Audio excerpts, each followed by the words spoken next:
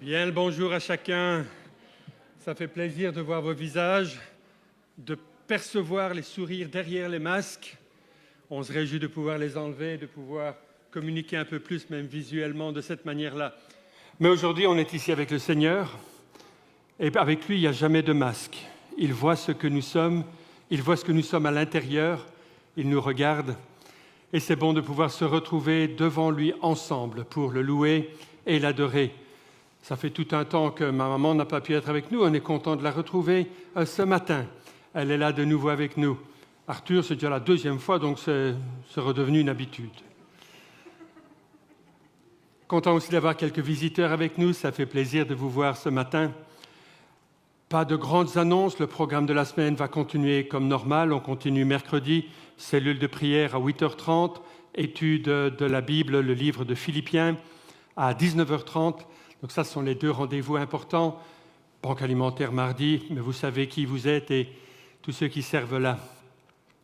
Juste une annonce pour l'avenir. Bientôt, le 10 octobre, nous aurons une invitée spéciale qui s'appelle Janet Winston. Janet Young Winston. Pourquoi est-ce qu'elle est devenue célèbre ? Elle a écrit un livre. Un livre qui lui a presque été imposé par les circonstances puisqu'elle se trouvait à l'aéroport quand a explosé une des bombes des kamikazes. En fait, elle l'expliquera dans le livre, elle était à 4 mètres à un moment d'un des kamikazes, et donc elle va nous parler de ces événements, de ce qu'ils lui ont enseigné, de ce qu'ils peuvent nous enseigner. C'est aussi pour nous l'opportunité de commencer à inviter des gens. Nous aurons le matin tout un récit avec un culte porte ouverte, et elle va partager ses expériences lors du culte du matin. On fera un genre de repas, on ne sait pas encore très bien comment, mais il y aura quelque chose à manger, à picorer ensemble.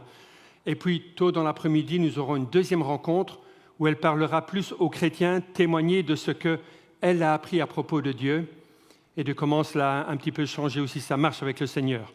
Donc ça, c'est pour le 10 octobre. Et je crois qu'on peut déjà s'en réjouir et prévoir ensemble. C'est bien aussi de voir, je crois que c'est Agnès derrière le masque qui est là. C'est bien que tu sois là aussi, Agnès. Je pourrais continuer, je vous vois et je me dis « c'est bien, lui, et lui, et lui, et lui ». Mais Seigneur, c'est surtout toi qu'on reconnaît ce matin, parce que tu es là pour nous accueillir, pour nous parler.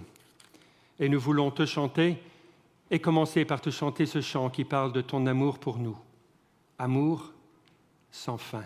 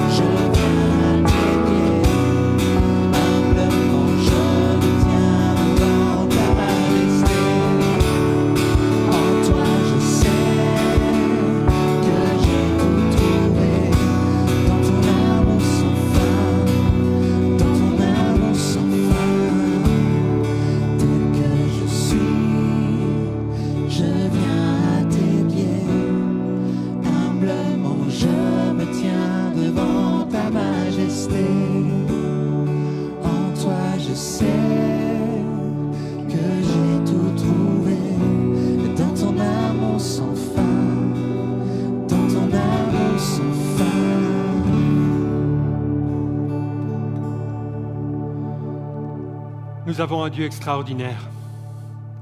Cette semaine, je ramassais quelques escargots qui voulaient manger nos salades. Mais c'est magnifique, un escargot. Quand on s'arrête et qu'on le regarde, on se dit, mais que Dieu est grand d'avoir créé un escargot. D'autres se promenaient, je recevais quelques messages, se promenaient dans la nature et ils disaient, mais que Dieu est grand. Mais quand on s'arrête sur son amour sans fin, son plus grand don, nous aimer, oui, nous pouvons avoir confiance dans un Dieu qui est sage, qui nous aime. Et c'est pour ça que nous pouvons lui dire, prends mon cœur, tiens mon cœur, il est en sécurité auprès de toi.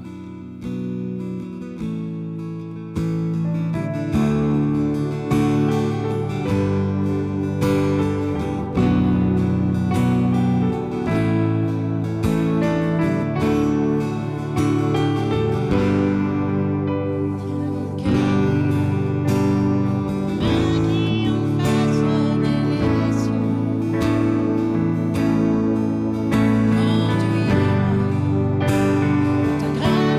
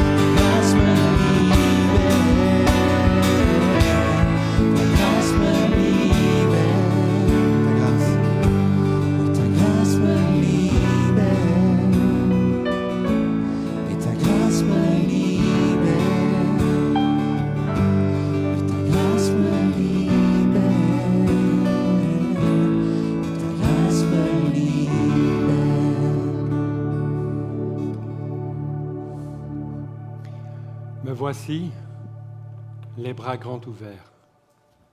Waouh! Ça vous est déjà arrivé d'essayer de prendre quelqu'un dans vos bras qui est fermé comme ça? Alors on essaye, mais ça ne va pas. Le Seigneur, il a ouvert tout grand les bras sur la croix. Et il nous demande d'ouvrir nos bras pour que l'on puisse s'enlacer, se prendre dans les bras. Il a tout fait pour nous. J'aimerais juste vous lire 3 versets qui se trouvent dans le livre de Lévitique, chapitre 1er, verset 2. Vous savez, dans l'Ancien Testament, il y avait tout un système qui préfigurait la venue de Jésus-Christ. On venait avec une offrande qui préfigurait Jésus-Christ qui allait être crucifié sur la croix. C'était une image, une prophétie. On amenait son offrande au temple, on le sacrifiait pour obtenir le pardon des péchés. Et puis on revenait, et puis on revenait, et puis on revenait, en attente de celui qui allait venir pour qu'on ne soit plus obligé de revenir. Son sacrifice une fois pour toutes. Et voici ce qu'écrivait Moïse dans Lévitique chapitre 1er. « Lorsque l'un d'entre vous offrira un animal en sacrifice à l'Éternel, il apportera un animal pris parmi le gros ou le petit bétail. Si c'est du gros bétail qu'on offre en holocauste, on apportera un mâle sans défaut et on l'offrira à l'entrée de la tente de la rencontre afin d'être agréé par l'Éternel. Celui qui l'offre posera sa main sur la tête de l'animal et celui-ci sera accepté comme victime expiatoire pour lui. » Il fallait poser la main. Pourquoi posait-on la main? Par identification. La charge et le châtiment qui pesaient sur la personne étaient transférés de cette manière à l'animal qui mourait, donnait sa vie, pour que celui qui donnait l'offrande n'ait plus cette culpabilité. Quand Jésus-Christ est venu, il y a aussi cet acte à faire de poser la main sur lui, de s'identifier avec lui. Dans quelques instants, nous allons participer ensemble à la table du Seigneur, la Sainte Seine. Et ce sera un moment durant lequel nous qui avons posé la main sur lui, qui avons mis notre foi en lui, nous allons ensemble proclamer qu'il est notre Sauveur. Ah, quelle grâce il nous a fait, quelle grâce incomparable il a donnée pour nous.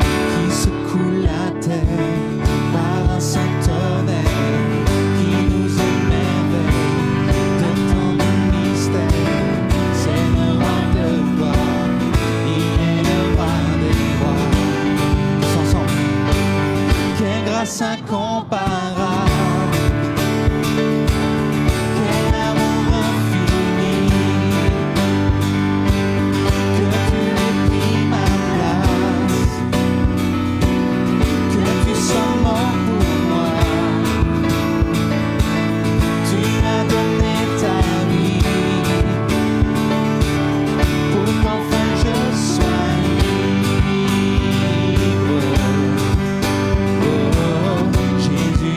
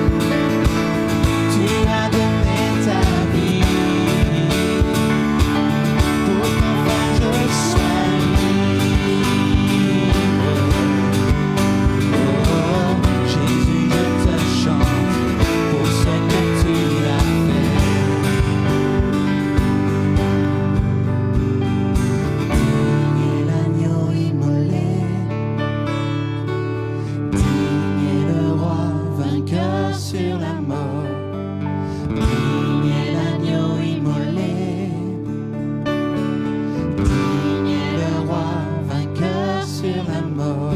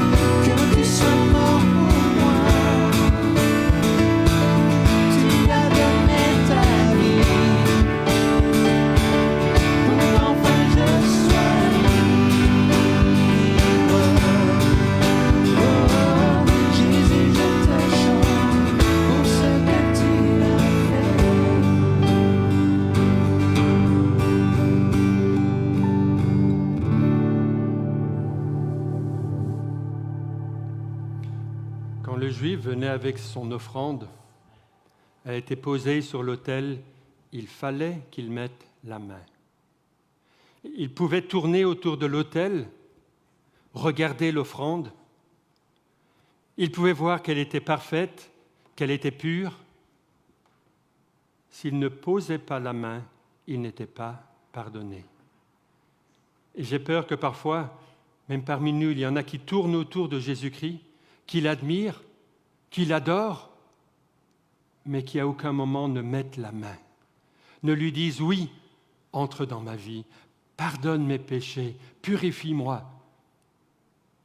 Il y en a parfois qui tournent et qui tournent et qui tournent à s'en donner le tournis, mais sans jamais avoir mis la main, l'avoir saisi, l'avoir pris dans leur vie.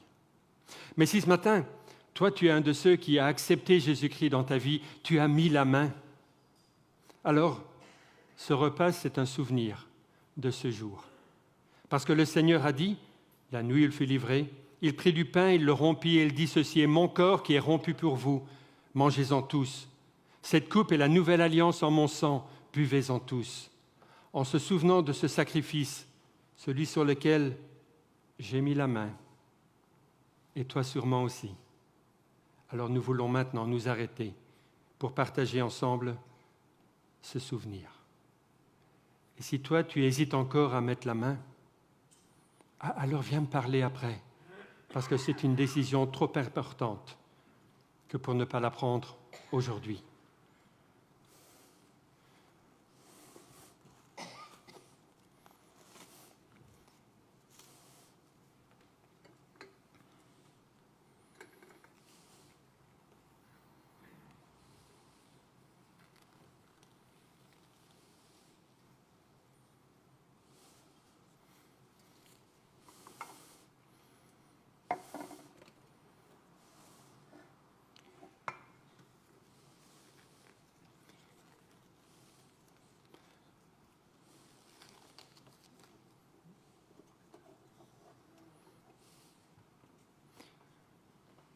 Nous mangerons le pain à réception et nous garderons la coupe pour la boire ensemble.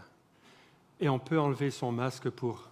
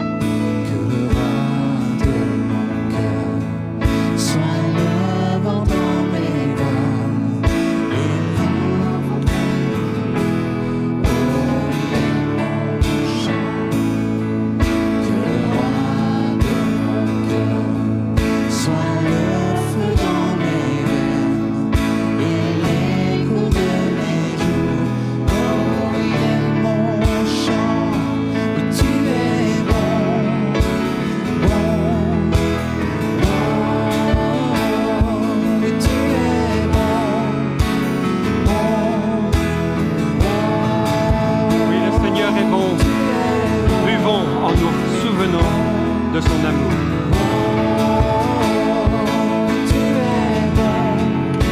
Je crois que Ben n'a pas lu.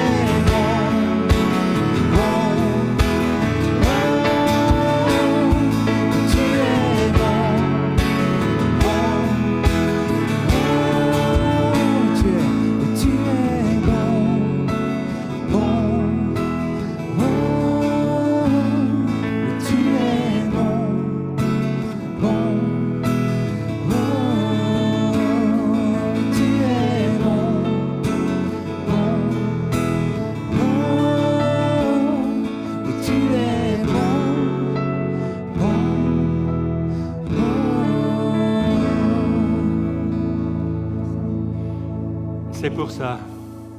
C'est parce qu'il est bon, parce que nous lui avons donné notre cœur, que nous pouvons chanter « Tu es le roi de mon cœur ». Alors chantons-le ensemble, et avec un autre chant, ça nous préparera à l'écoute du message de sa parole.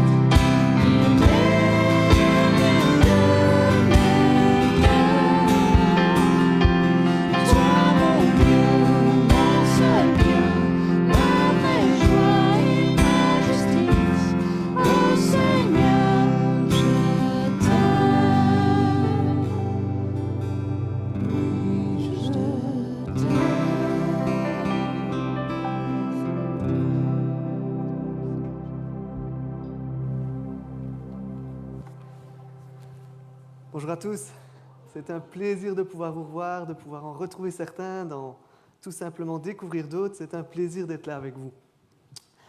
S'il y a bien un mot, une expression qu'on utilise à outrance, qui veut tout dire, mais ne rien dire, s'il y en a bien un mot comme ça, j'espère qu'il vous vient déjà à l'esprit, s'il y en a bien un, c'est le mot amour. On l'utilise à toutes les sauces. J'aime mon chien. J'aime ma femme. Je n'aime pas qu'on me vole. J'aime les choux de Bruxelles. Qui aime bien châtie bien. Si je t'embête, c'est parce que je t'aime bien. Tellement de façons d'utiliser ce même mot, l'amour. Et pourtant, tellement compliqué à savoir ce qu'est l'amour, ce qu'il n'est pas, où sont ses limites, où il continue. Quelque chose de tellement beau, mais en même temps tellement compliqué à cerner. Si tu m'aimais, tu me laisserais faire ça. Si tu ne me pardonnes pas, c'est que tu ne m'aimes pas assez. Tellement de façons d'utiliser ce même mot, amour. Aujourd'hui, on va s'arrêter un petit peu sur le mot amour. Je ne vous garantis pas qu'on va cerner tout ce qu'est l'amour, parce qu'il nous faudrait un petit peu plus de temps, mais en tout cas, on va pouvoir cerner un peu plus aujourd'hui ce qu'est l'amour biblique dont Dieu nous parle. Avant d'aller plus loin, vous savez bien que j'aime bien nous arrêter un petit peu sur l'auteur des épîtres que l'on regarde. Aujourd'hui, on s'arrête, vous le savez bien, on est dans 2 Jean, donc on s'arrête sur l'apôtre Jean, quelqu'un d'important, d'unique. L'apôtre Jean, c'est un des 12 apôtres, un des 12 premiers, un de ceux que Jésus a choisis pour transmettre ce qu'il leur a transmis.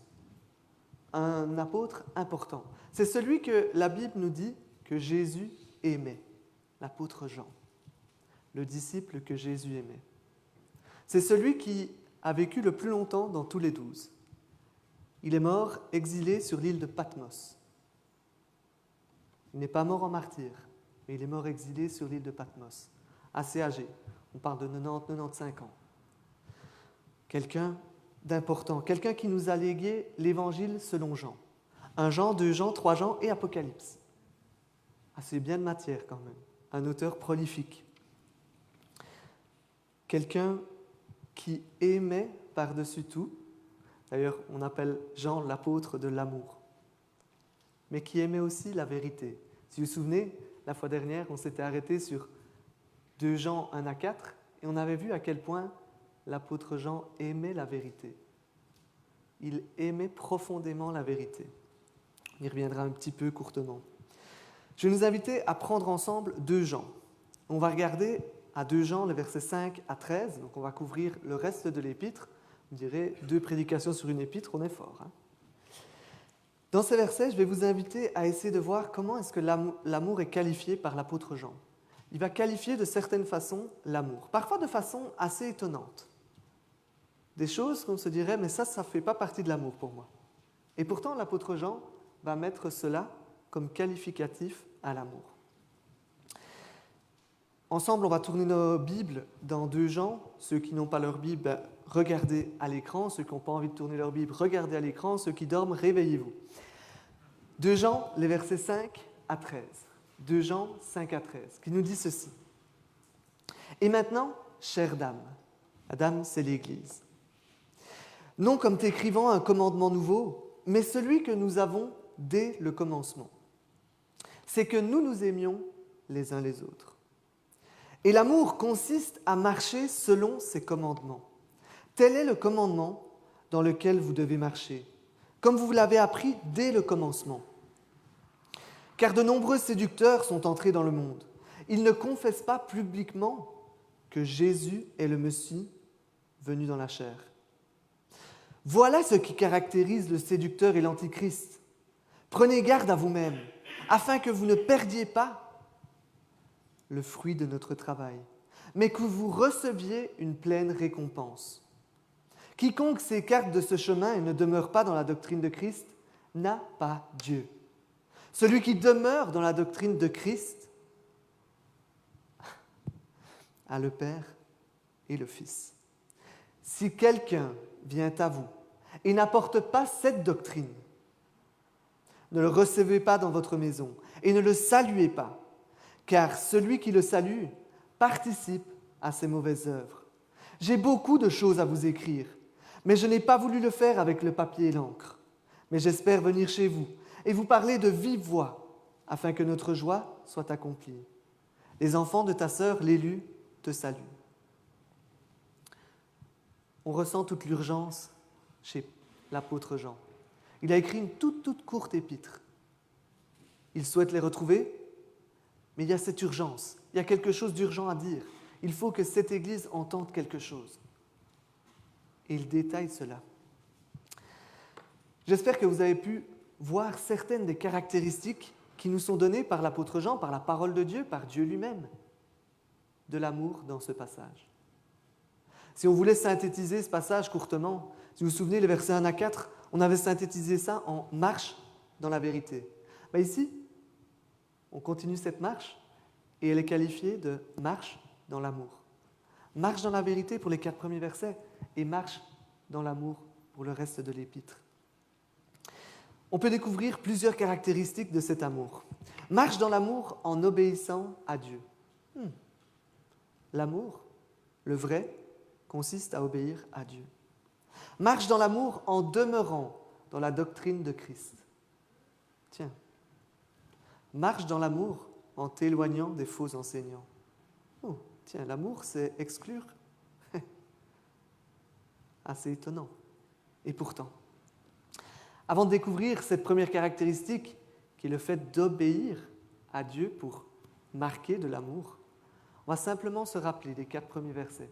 Ces 4 premiers versets qui nous enseignaient que pour pouvoir manifester un amour qui est vrai, pour que l'amour puisse bien se développer, il doit naître sur un terreau de vérité.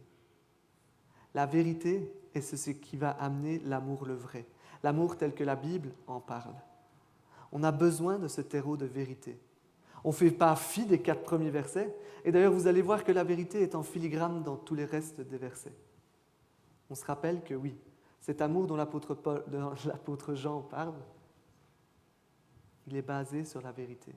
Il ne peut avoir de vrai amour, comme il va en parler, sans vérité. Très important de s'en souvenir. Dans notre passage, on a la possibilité d'en apprendre plus sur l'amour. Et cette première chose que Dieu nous donne, c'est que pour marcher dans l'amour, on est appelé à marcher selon ses commandements. C'est ce que l'apôtre nous dit simplement au verset 6. Il nous dit « L'amour consiste à marcher selon ses commandements ». Tiens, assez étonnant. Il ne nous dit pas « L'amour pour Dieu, c'est de marcher selon ses commandements ». Il nous dit « Aimons-nous les uns les autres » et l'amour dont il est question là consiste à marcher selon ses commandements. Pour aimer ceux autour de nous, on est appelé à une chose, obéir à Dieu. Tiens, étonnant. Pourtant, pas si étonnant que ça, Jésus-Christ nous avait prévenu.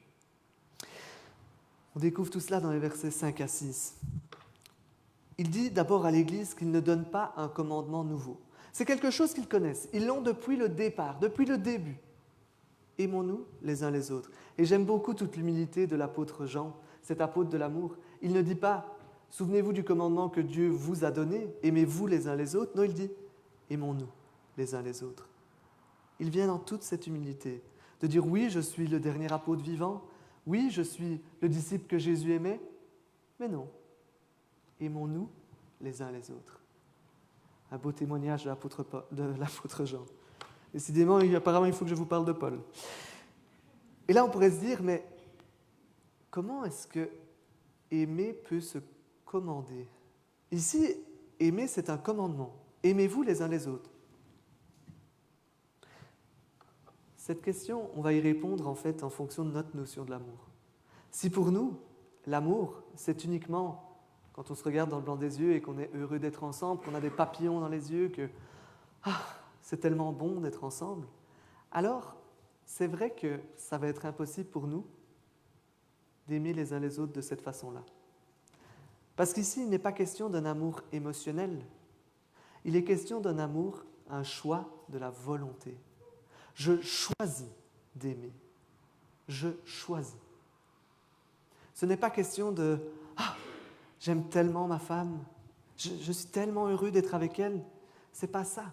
Et d'ailleurs, on ne saurait pas le faire avec tout le monde. Mais par contre, un choix de la volonté, dire « Je choisis d'aimer cette personne malgré que… » Ça, c'est très dur, mais c'est possible. Très dur.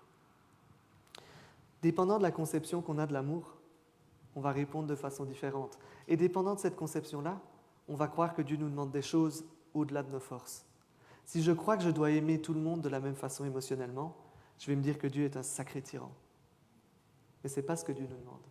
Dieu nous demande de faire le choix d'aimer tout le monde.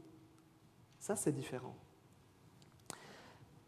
Maintenant qu'on est un petit peu plus clair ici sur cet amour, il vient préciser ce qu'est l'amour. L'amour consiste à obéir à ses commandements.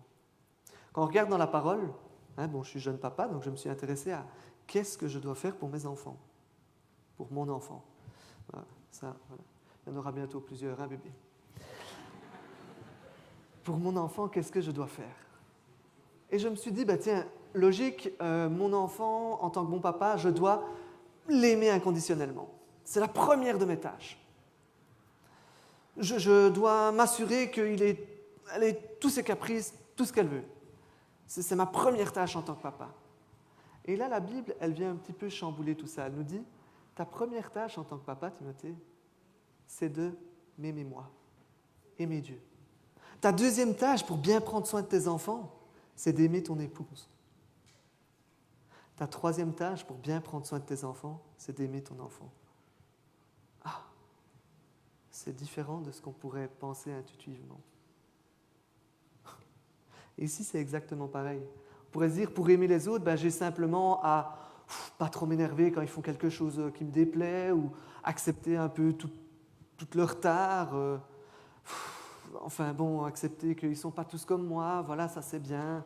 Mais non, la Bible, elle ne dit pas ça. Elle dit que pour aimer les autres, et ici on parle bien de frères et sœurs, on ne parle pas encore de non-chrétiens ou d'autres choses, elle parle de frères et sœurs.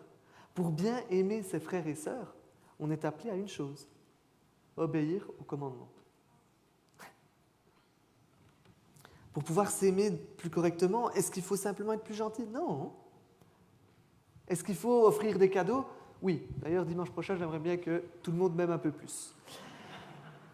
Mais non, c'est pas ça. C'est pas ça. Mon neveu Elias serait d'accord avec ça. Non, c'est pas ça. Le fait d'aimer plus, d'aimer mieux, d'aimer bibliquement, c'est d'obéir aux commandements de Dieu. Ça, c'est l'amour pour mes frères et sœurs. Les commandements de qui? Les commandements de Christ. Les commandements de Dieu. Pas les commandements du pasteur, pas les commandements... Non, les commandements de Christ, les commandements de Dieu. En réalité, quelque part, c'est très logique. C'est tout à fait logique. Ça peut nous sembler de prime abord totalement contraire, et pourtant c'est tout à fait logique. Si je veux pouvoir aimer correctement autour de moi, il faut que cette relation-là, qui va m'apporter l'amour que je vais pouvoir déverser, fonctionne comme il faut. Si je n'obéis pas à Dieu, si je ne suis pas en bonne relation avec lui, comment est-ce que je pourrais aimer de façon biblique ceux autour de moi? C'est tout à fait logique.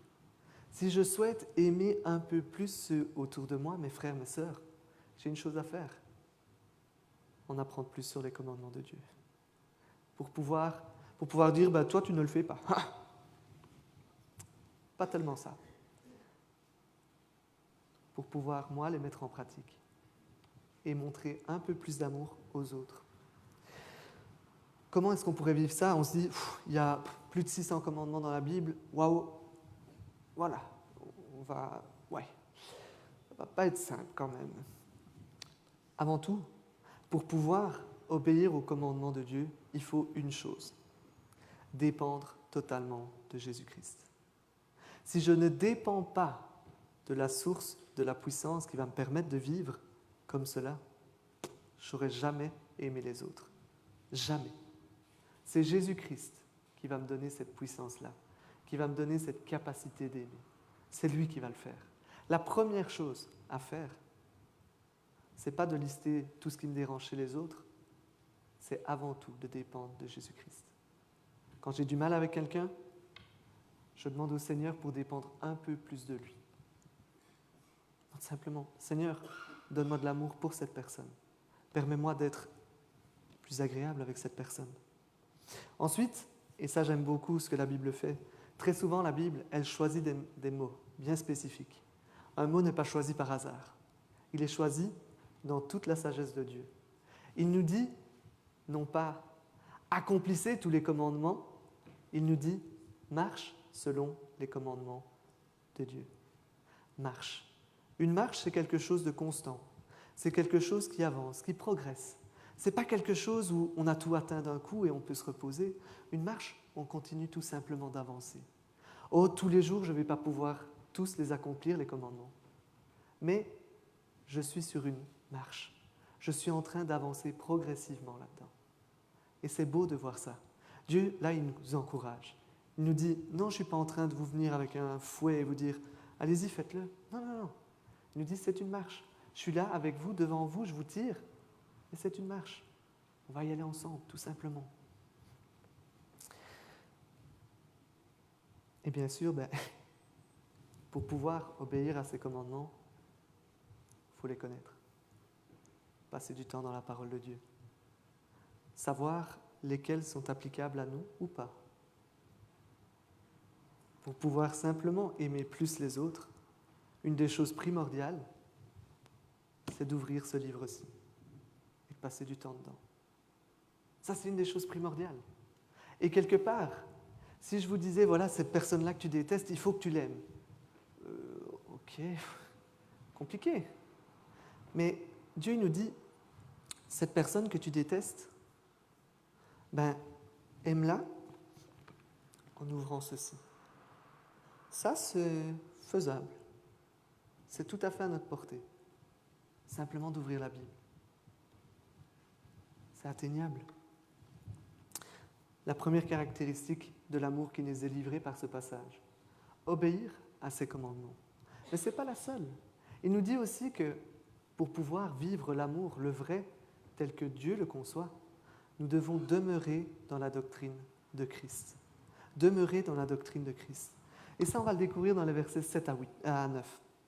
Dans ces versets, on voit que l'apôtre Jean commence vraiment, vous voyez, je ne me suis pas trompé, je n'ai pas dit Paul, c'est bien.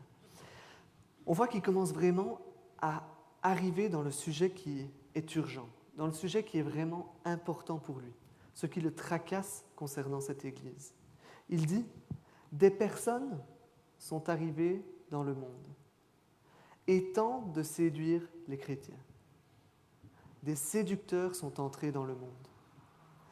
Ce qui les caractérise, ces personnes-là, c'est qu'ils ne reconnaissent pas que Jésus est le Messie venu dans la chair. C'est-à-dire qu'ils ne reconnaissent pas que Jésus-Christ s'est incarné, que Dieu s'est incarné en homme, qu'il est pleinement humain, comme vous et moi, hormis qu'il n'a pas connu le péché. Il est pleinement humain. Et ça fait partie de cette doctrine très précieuse de Christ. Il nous demande ensuite de prendre garde à nous-mêmes, pour ne pas perdre le fruit de leur travail. Quand il dit notre travail, il comprend à la fois ceux de l'Église et ceux que l'apôtre a fait pour eux, pour qu'ils puissent recevoir leur pleine récompense. Si on va un peu vite, si on ne fait pas énormément attention, on peut se dire si je ne prends pas garde, je pourrais perdre la récompense qui est le salut. Donc on pourrait perdre son salut. Mais ici, si on fait un petit peu plus attention, on se rend compte qu'il n'est pas question du salut ici. Si on pensait que quand l'apôtre Jean nous dit qu'on pourrait perdre cette pleine récompense, si on le comprend par salut, alors on doit accepter que le salut est une récompense. Or, quand je reçois une récompense, c'est parce que j'ai bien agi. Ça voudrait dire là alors que le salut est par les œuvres et non par la foi, par la grâce. Ici, il ne peut pas s'agir du salut, la chose qui peut être perdue. Ça voudrait dire que le salut est par les œuvres. Et ça, c'est tout à fait contre tout ce que la Bible enseigne. La Bible nous apprend que le salut est par la grâce et non par les œuvres. Ça, c'est une chose essentielle à faire attention parce qu'on pourrait être dans une crainte qui n'est pas fondée ici. Il nous est dit que ces personnes-là doivent faire attention, comme nous, on doit faire attention pour ne pas perdre cette récompense. Dans la Bible, il y a énormément de textes qui nous parlent de récompense quand on va arriver au ciel. Ici, il nous dit, votre salut, il est acquis. Maintenant, votre récompense du fait que vous avez vécu une vie fidèle au Seigneur, elle est en balance. Soit vous restez fidèle, vous restez dans la doctrine de Christ et vous aurez votre récompense. Ou soit vous ne restez pas dans la doctrine de Christ et vous perdrez votre récompense. Il n'empêche que vous serez quand même sauvés. Il continue. Il nous dit ensuite que ceux qui s'écartent du chemin de la bonne doctrine ne demeurent pas dans la doctrine de Christ, n'a pas Dieu, et que celui qui demeure dans la bonne doctrine a le Père et le Fils. De nouveau, on pourrait penser, voilà, si on a Dieu, c'est qu'on a le salut. Si on n'a pas Dieu, c'est qu'on n'a pas le salut. Maintenant, ici, de nouveau, il y a quelque chose à comprendre. Quand je dis que je demeure en Norvège, ça sous-entend que j'y suis. Je n'aurais pas demeuré à un endroit où je n'ai pas été. Si je dis que je souhaite demeurer Maria Divine, ça sous-entend que je le suis. Si je dis que je souhaite demeurer le dédit de Yaël, ça sous-entend que je le suis. Quand ici l'apôtre nous dit de demeurer dans la doctrine de Christ, ça sous-entend que ceux qui reçoivent cette lettre sont dans la doctrine de Christ. Et ça veut dire qu'ils appartiennent à Jésus-Christ. Or, la Bible nous dit que celui qui est dans la main de Jésus-Christ, personne, ni rien au monde, ne pourra l'y enlever. Le salut, une fois qu'il est acquis pour toujours. On ne sait pas l'enlever. Donc ici, il est question d'autre chose, quelque chose d'autre qu'on peut perdre. Et ici, tous les commentateurs sont unanimes, je n'ai pas inventé un nouveau truc, ne me lapidez pas. Ici, il est question de simplement la relation avec Dieu. Tout à fait logique. Si je ne crois plus que Jésus-Christ est venu pleinement en être humain sur terre, mais je ne sais pas avoir une bonne relation avec lui. Si je crois que Bruno est une femme qui a 22 ans et qui habite à Anvers, je ne saurais pas avoir de relation avec Bruno. Je peux aller à Anvers chercher une femme de 22 ans, mais je ne trouverai pas Bruno. De la même façon, si je ne suis plus dans la doctrine de Christ, si je ne vois plus Christ comme il est révélé dans la parole de Dieu, alors je ne sais plus avoir de relation avec lui.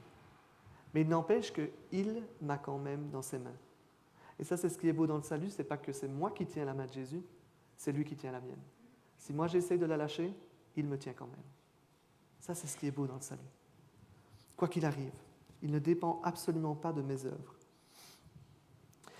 Je peux être en bonne ou en mauvaise relation avec Dieu, avoir une bonne relation ou la perdre. Qu'est-ce que cette doctrine de Christ alors ? C'est soit tout ce que Christ a enseigné, ou soit tout ce qui concerne Christ dans la Bible, tout simplement. Et en quelque sorte, ça revient à la même chose. Parce que ce que Christ a enseigné, c'est ce qu'il est. Ce qu'il est dans la parole, c'est ce qu'il a enseigné. Ça revient à la même chose. Tout ce qui concerne Christ, c'est la doctrine de Christ. Et ici, on a quand même une pointe, ça concerne vraiment qui est Christ. C'est là-dessus que les faux enseignants vont jouer. Qui est Christ ? Il est pleinement humain, 100% humain. Il est pleinement Dieu, 100% Dieu. Il est mort à la croix. Il est tout-puissant. Il est le prince de paix. Il est le créateur. Il reviendra pour juger. Il est mort pour nous sauver. Il est ressuscité. Il est né d'une vierge. Il s'est incarné. Plein de choses que Jésus est. Et ça, c'est la doctrine de Christ. La doctrine de Christ, ce qu'il est. Et ça, c'est important pour nous de bien le serrer tout contre notre cœur. Parce que c'est de ça que dépend notre relation avec Dieu, selon ce passage. Avoir une juste pensée de cela. C'est super important pour notre marche avec Dieu, en fait, cela. Il y a quelque temps, on était en vacances en Espagne, et on venait de reprendre les voitures, on était en file tous les trois, j'étais deuxième dans la file, et à un moment, le premier conducteur sort. Moi, j'avais plus le temps pour sortir, donc je continue tout droit. Hop, super, perdu en Espagne, youpi youplélé. Alors, on sort, première ville, on se déporte, et on voit un McDonald's. Il était 4 heures, on n'avait pas encore mangé, donc on s'est dit, Super, on va quand même manger, même si ça ne m'enchante pas. Mais bon, on s'arrête pour manger. Mais le truc, c'est qu'il y avait 2 autres conducteurs et qui ne sont pas sortis avec moi, eux. Donc on se dit, ouais, comment est-ce qu'on va faire pour se retrouver en Espagne, dans une ville de je ne sais pas où je suis sorti, comment est-ce qu'on va faire? Je vais leur dire, je suis au McDonald's. Ouais, il y a un McDonald's en Espagne, c'est connu. Le McDonald's d'Espagne. Si c'était le seul, il était bien pourri, en tout cas.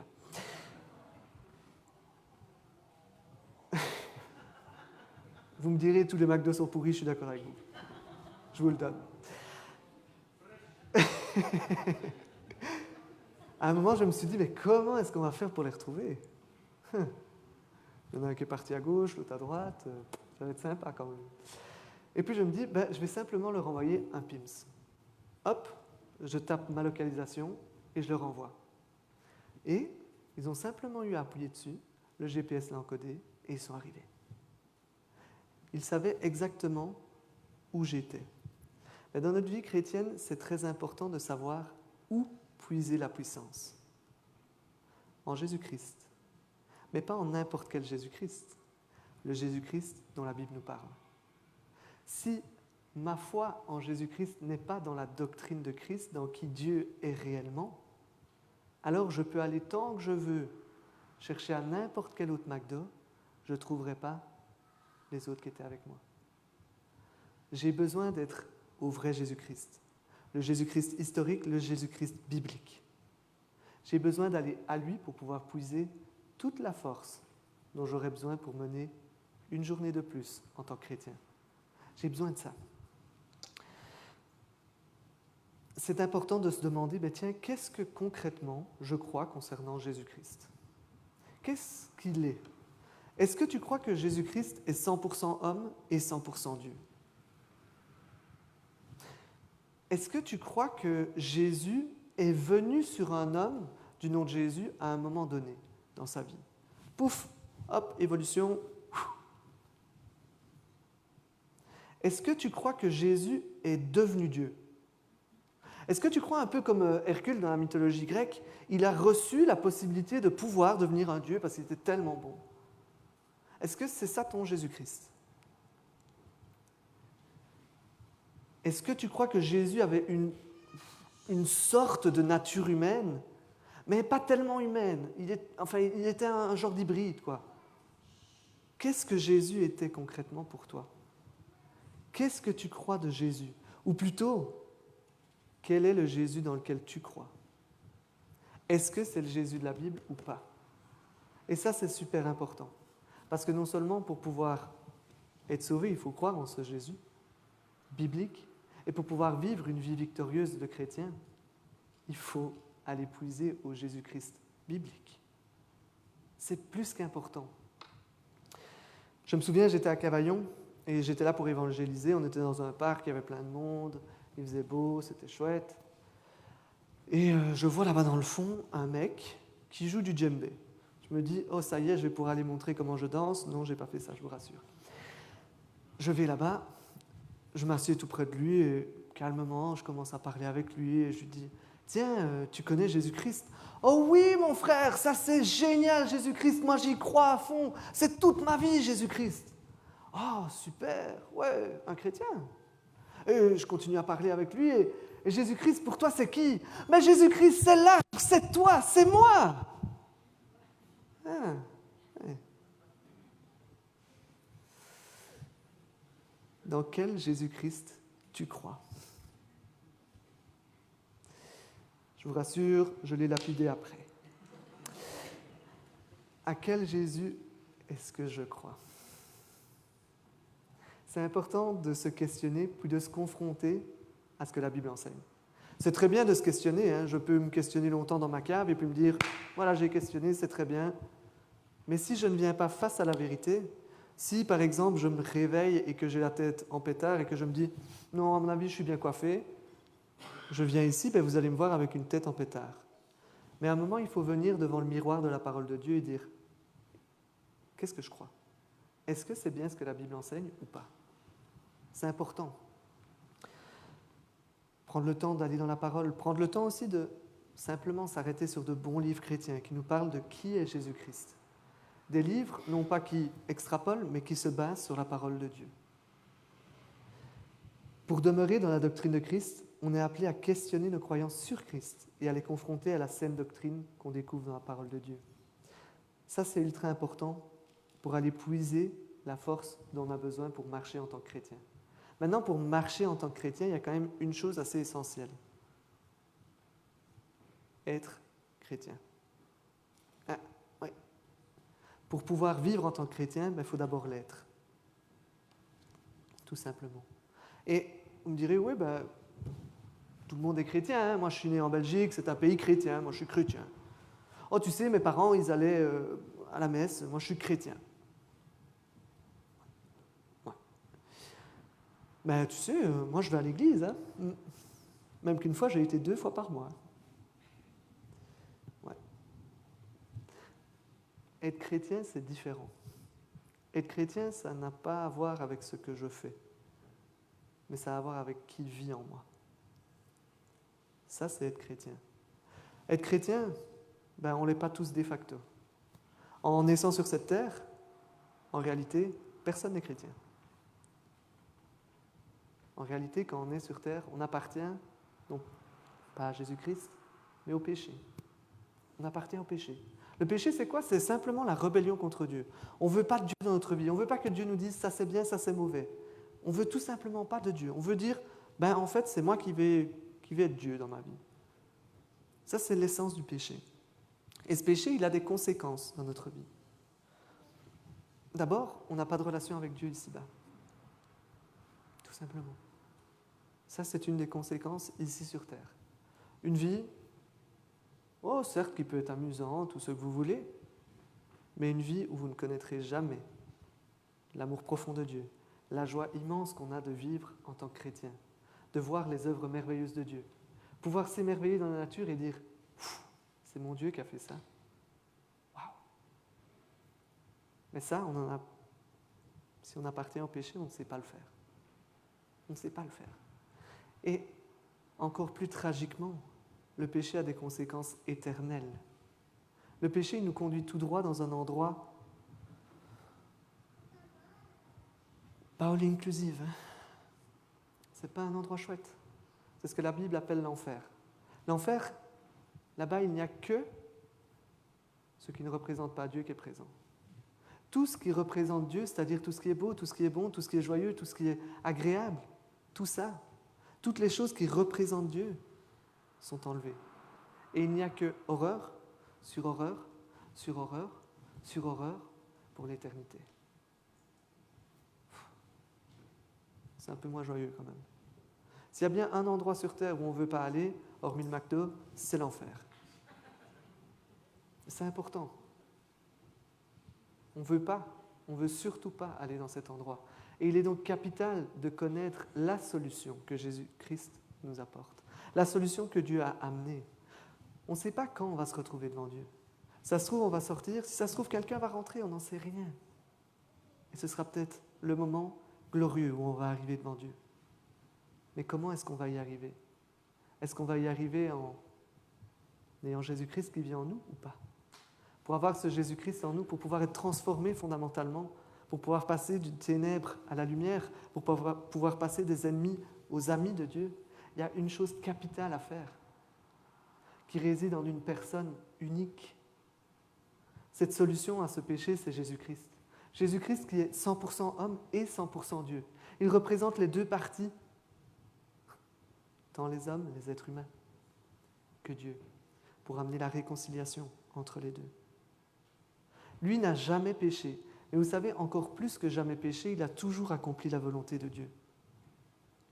Lui, il a mené une vie parfaite, sans aucune tâche. Et lui, il méritait le paradis. Il méritait son salut. Mais il a choisi une chose extraordinaire. Il a choisi de se donner pour nous tous qui méritions l'enfer. Dieu s'est donné pour nous. Il a choisi de sacrifier sa vie pour nous. Maintenant, tout ça, c'est merveilleux. Waouh, amen, alléluia. Mais ça ne change rien pour toi et moi, si ça s'arrête là. Si toi et moi, on ne réagit pas à cela, si on ne s'arrête pas devant Jésus-Christ et dire « Viens dans ma vie, je veux que tu payes le sacrifice de mon péché », si on ne s'arrête pas et qu'on ne réagit pas et qu'on ne dit pas « Oui Dieu, oui Jésus-Christ, viens dans ma vie, sois mon sauveur et mon Seigneur personnel », ça ne changera rien. Je peux arriver devant Dieu et dire « Ah oui, je savais ». Mais à aucun moment tu n'as réagi à ça. C'est important, plus qu'important. C'est crucial pour chacun d'entre nous. Est-ce que toi, c'est Jésus-Christ qui vit en toi ou pas? Est-ce que Christ habite en toi? Chacun d'entre nous, c'est la chose la plus importante. S'il y a une chose qu'il faut faire sur cette terre, c'est celle-là. Vous savez, on peut être totalement à côté de nos pompes dans tout le reste. Si on a accepté Jésus-Christ dans notre vie terrestre, elle sera réussie. Notre vie terrestre sera réussie. Peu importe le reste. Si ça, c'est un oui, alors tout est réussi. On est appelé à marcher dans l'amour. Marcher dans l'amour, c'est-à-dire obéir à ses commandements, c'est-à-dire demeurer ferme dans la doctrine de Christ. Et assez étonnamment, marcher dans l'amour, c'est s'éloigner des faux enseignants. On pourrait se dire, tiens, pourtant, moi, dans ma conception de l'amour, c'est on accepte tout le monde c'est bisounours, tout le monde c'est rose, tout le monde c'est chouette. Mais ça, c'est pas un amour biblique. C'est un amour contemporain, ça oui. Tolérance à l'excès, on veut tout. Et pourtant, l'apôtre Jean, il nous dit, marcher dans l'amour, c'est s'éloigner des faux enseignants. Et j'ai choisi un terme assez faible, s'éloigner. Pour lui, c'est même exclure, excommunier totalement les faux enseignants. On découvre ça dans les versets 10 à 13 et surtout versets 10 et 11.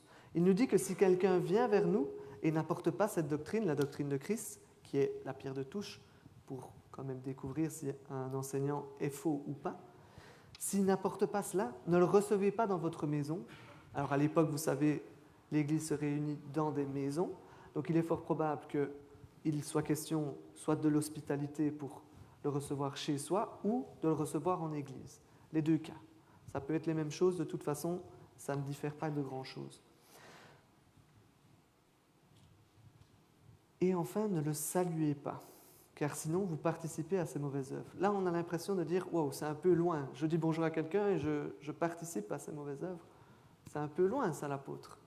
Mais n'oublions pas que l'apôtre, il parle d'une situation grecque, dans des gens qui parlent grec, il y a quelques 20 siècles.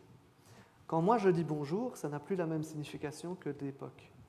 Quand à l'époque ils disent bonjour, ils se saluent, il y a toute une autre importance qui est donnée. Quand je dis salut en grec, kairé, c'est quelque chose vraiment de réjouissant, c'est une réjouissance. Je suis tellement heureux de te voir. Et dans tout cela, il y a aussi cette envie, cette bénédiction qu'on place sur la personne de dire « J'espère que tu vas prospérer dans tes voies ». Ici, c'est vachement différent. Quand on dit « bonjour », on ne sous-entend rien du tout. On dit juste « bonjour », point. Mais à l'époque, c'est quelque chose vraiment de super important. C'est dire « voilà, je suis totalement d'accord avec toi, je suis à fond avec toi, j'espère que tu vas prospérer, kairé ».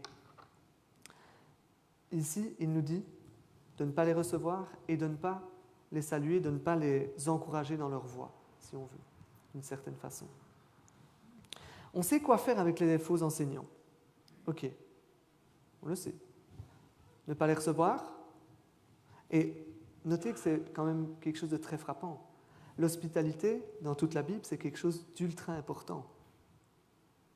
C'est même une des caractéristiques pour être un ancien, d'être hospitalier. Vous voyez à quel point c'est mettre une fracture là. Ne pas exercer l'hospitalité vis-à-vis d'eux. C'est quelque chose vraiment d'important. Ce n'est pas quelque chose qu'on prend à la légère. Ne pas les recevoir, ne pas s'associer à eux. Et je trouve que ceci est fort important dans nos temps actuels, en fait. Vous savez, à l'heure actuelle, on a accès à tellement de choses. Vous savez, à l'heure de Jean, pour pouvoir entendre un faux enseignant, il fallait qu'il se déplace jusqu'à nous, ou que moi j'aille jusqu'à lui. Ça pouvait prendre des semaines, des mois. À l'heure actuelle, je tape l'amour, Bible, sur Internet, et j'ai 3 millions de correspondances. L'accès aux faux enseignements est devenu illimité et tellement facile. Voilà pourquoi c'est crucial de savoir reconnaître un faux enseignant. C'est quoi un faux enseignant? C'est quoi? Longtemps, je me suis posé cette question. Longtemps. Et ici, j'ai trouvé des réponses grâce à John Piper. Je suis un peu tributaire de lui là-dessus. Il va nous dire, voilà, pour pouvoir suivre un enseignant, qui est un peu la même chose que de ne pas suivre un faux enseignant, ben d'abord, il faut placer la barre très haut. Placez pas la barre tout bas. Non, moi je ne le suis plus si vraiment j'entends qu'il me dit Jésus-Christ n'est pas Dieu. Oui, là il va être catégorisé comme un faux enseignant. Mais dans les enseignants, il y en a beaucoup qui peuvent faire beaucoup de tort. Alors placez la barre haut. Mettez la barre haut pour pouvoir les suivre. Il nous dit, choisissez un prédicateur qui est centré sur Dieu. C'est Dieu qui est vraiment la chose principale dans son message. Choisissez un prédicateur qui glorifie Christ, qui, à chaque prédication, va vous parler de Christ. On entendra sans cesse Jésus. C'est lui la pierre de touche. Un prédicateur qui est saturé par la Bible. Il y a besoin que ça sorte de la Bible. Non pas que j'ai eu une bonne idée. Ah, des bonnes idées, j'en ai plein. Mais ce qui importe, c'est ce que Dieu nous donne. Un prédicateur qui dépend de l'Esprit. Non pas qui vient dans tout son charisme et sa façon de parler, mais qui dépend de l'Esprit pour toucher les cœurs. Un prédicateur qui montre dans sa vie les marques du disciple. Et il va nous donner 4 façons de démasquer un faux enseignant. La première, elle consiste à regarder à ses fruits. Regardons aux fruits d'un prédicateur. Ah, vous allez me dire, pour pouvoir suivre un prédicateur sur Internet, c'est très rare que je puisse voir ses fruits. Et c'est vrai. D'où l'importance d'appartenir à une église locale. L'importance de connaître la personne qui nous apporte des messages. De savoir si ses fruits sont beaux. Quel genre de fruits est-ce qu'on a ou pas. Et n'hésitez pas à regarder à vos prédicateurs ici. Comment est-ce qu'on se comporte dans notre famille? Comment est-ce qu'on traite les autres? Comment est-ce qu'on parle? Regardez aux fruits. Seconde, elle consiste à regarder si cette personne enseigne fidèlement les doctrines essentielles sur Dieu, Jésus-Christ, l'Esprit, le péché, les doctrines principales de l'Évangile. Est-ce qu'il les prêche fidèlement? Troisième, c'est sa soumission à la parole de Dieu. Est-ce que si la Bible le dit, alors c'est Dieu qui le dit? Ou est-ce que, vous savez, ça c'était du temps de l'apôtre et ça, en gros, on peut le déchirer, le retirer de notre Bible parce que ça n'a aucune valeur? Ou est-ce que tout ce qui est dans la Bible, c'est parole de Dieu et je m'y soumets? La quatrième, c'est le test de l'Évangile. Quel Évangile est-ce qu'il prêche? Quel Évangile est-ce qu'il prêche? Est-ce que son Évangile, c'est « rendez-moi riche et Dieu vous le rendra » ? Est-ce que c'est « croyez en Dieu et il vous guérira de tous vos maux » ? C'est quoi son Évangile? Qu'est-ce qu'il nous prêche? C'est important de pouvoir faire attention à qui nous suivons, écoutons, car on ne voudrait pas participer aux mauvaises œuvres. Et qui plus est, on désire marcher dans l'amour. Vous savez, accepter un faux enseignant, c'est pas faire preuve d'amour envers lui non plus, parce qu'on lui fait croire qu'il est dans le bon, si on ne s'oppose jamais. Maintenant, toute personne qui n'est pas d'accord avec moi n'est pas un faux enseignant. Il y a des critères bien précis qui nous sont donnés par la parole de Dieu, que je viens de nous lister rapidement. Je vais réinviter les musiciens à venir sur la scène et nous rappeler simplement ces 3 caractéristiques qui nous sont données par la parole de Dieu sur l'amour. Marche dans l'amour en obéissant au commandement de Dieu. Marche dans l'amour en demeurant fermement dans la doctrine de Christ. Marche dans l'amour en t'éloignant des faux enseignants. Amen.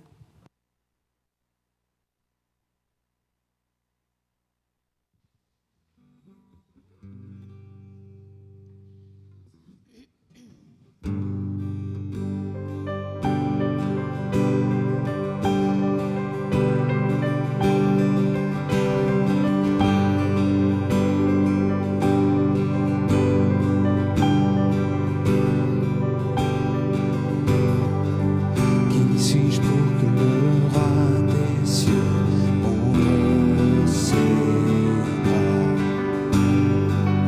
Perdu mais trouvé par sa grâce, son amour pour moi.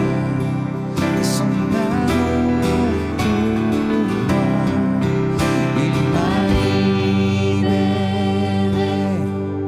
m'a déterminé. Je suis enfant de Dieu, je suis à lui. Il m'a racheté à la croix grâce à son âme. J'étais esclave du péché, mais il m'a sauvé. Jésus m'a sauvé. Il m'a libéré, m'a déterminé. Je suis enfant de Dieu, je suis à lui. Et dans sa maison, j'ai trouvé ma place. Je suis enfant de Dieu, je suis à lui. Je suis choisi et affranchi. En toi je sais qui je suis. Tu es pour moi, pas contre moi. En toi je sais qui je suis. Je suis choisi et affranchi. En toi je sais qui je suis. Tu es pour moi, pas contre moi. En toi je sais qui je suis. Oui, en toi je sais qui je suis. Il m'a libéré, m'a déterminé. Je suis enfant de Dieu, je suis à lui. Et dans sa maison, j'ai trouvé ma place. Je suis enfant de Dieu, je suis à lui. Dans sa maison, et dans sa maison, j'ai trouvé ma place. Je suis enfant de Dieu, je suis à lui.